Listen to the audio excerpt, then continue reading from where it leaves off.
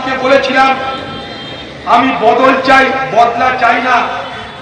এখন বাংলার মানুষকে বলছি, আমার পার্টির কর্মীদেরকে বলছি, আমি পুরনো নীতি থেকে সরে এসেছি। এখন নীতি পাল্টানো দরকার। যেখানে যেমন সেখানে তেমন ভাবে বদলার রাজনীতি শুরু করা দরকার। কে বলছেন? বাংলার মুখ্যমন্ত্রী। কেন বলেছিলেন? তিনি ভেবেছিলেন যে আন্দোলনকারী যারা, তাদের সাহস বা শক্তি তার পার্টির নেতাদের, তার পার্টির ক্যাডারদের মতো। পিছনে যদি পুলিশ থাকে, পুলিশ যদি ভরসা দেয়, পেটে যদি দারু পড়ে, হাতে যদি পিস্তল থাকে, তবে তারা মস্তানি করতে যায়। তাই মমতা ব্যানার্জি ভেবেছিলেন এই বাংলার সবাই, এ বাংলার প্রতিবাদীরা সব তার দলের কর্মীদের মতন। পিছনে পুলিশ থাকবে, পেটে দারু থাকবে, কোমরে পিস্তল থাকবে, তবেই নাকি এদিক ওদিক করা যাবে। কিন্তু বাংলার আন্দোলনকারীরা প্রমাণ করে দিল, বিনা অস্ত্রে, বিনা শক্তিতে, অহিংসর পথে তারা মানুষের মতামতকে সংগ্রহ করে, মানুষের মতামতকে পুঁজি করে, মানুষের সমর্থনকে পাথেয় করে তারা লড়ে গেল একটার পর একটা দিন। সারা বাংলার মানুষ উত্তাল হয়ে গেল।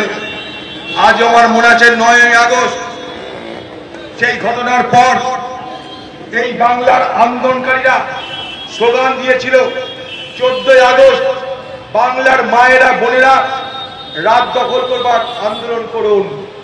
সেই 14ই আগস্ট রাত দখল করার অভিযানে এ বাংলার কত মা বোন, কত মানুষ। একেবারে পাশাপাশি দুটো ছবি, কসবা এবং হাওড়ার ছবি দেখতে পাচ্ছেন। নাগরিক সমাজ, রাজনৈতিক দল তারা প্রতিবাদে নেমেছেন। যাদবপুরের ছবি এইবার আপনাদের সামনে রাখবো, যেখানে এনকে পাল স্কুলের যারা প্রাক্তনী তারা রাস্তায় নেমেছেন।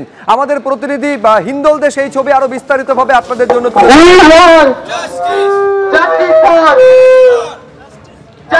একেবারে তোমাকে বলে রাখি শুভ্রজিৎ, তুমি দেখতে পাচ্ছ যে এনকে পাল স্কুল, যাদবপুর এনকে পাল স্কুলের প্রাক্তনীরা তারা কিন্তু একেবারে স্কুলের গেটের সামনে এসছেন এবং তুমি দেখতেই পাচ্ছ তাদের অনেকের বয়স হয়েছে, তারা এই স্কুলেরই প্রাক্তনী এবং সদ্য পাশ করে গেছে সেমন তেমন প্রাক্তনীরাও তারাও কিন্তু রয়েছেন। তারা কিন্তু রীতিমতো বিভিন্ন প্ল্যাকার্ড নিয়ে তারা রাস্তায় নেমেছেন এবং স্কুলের গেটের সামনে এই রবিবার তারা কিন্তু রীতিমতো বিক্ষোভ প্রদর্শন করছেন। তুমি দেখতে পাচ্ছ যে বিভিন্ন রকম প্ল্যাকার্ড রাখা হয়েছে, হাজার হাতকে এক করো, তোমার পাশের জনকে মিছিলে সামিল করো, এসো বন্ধু পথে নামি, প্রতিরোধের আগুন জ্বালি। অর্থাৎ আগুন জ্বালানোর বিষয় একটা রয়েছে, যে প্রতিরোধের আগুন, প্রাক্তনীদের একটাই শট, জাস্টিস ফর আর জি কর। এ ধরনের বিভিন্ন প্ল্যাকার্ড নিয়ে যাদবপুর এনকে পাল স্কুলের প্রাক্তনীরা তারা কিন্তু একেবারে স্কুলের গেটের সামনে বিক্ষোভ দেখাচ্ছেন এবং তারা যেটা বলছেন যে প্রাক্তনীদের সংখ্যা আরও বাড়লে তারা এখান থেকে মিছিল করে যাদবপুর থানা পর্যন্ত যাবেন। আমরা সরাসরি জেনে নেব আপনাদের আজকে এই যে প্রাক্তনীরা সকলে একত্রিত হয়েছেন, কি দাবি নিয়ে, কি চাই?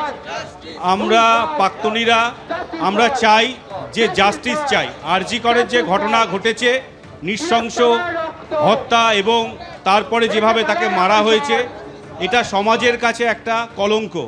আমরা চাই প্রাক্তনীরা, আমরা কেন সারা ভারতবর্ষ, পশ্চিমবঙ্গ এবং বিদেশেও ছড়িয়ে পড়েছে, এই যে একটা সুফল, যে আমরা জাস্টিস চাই।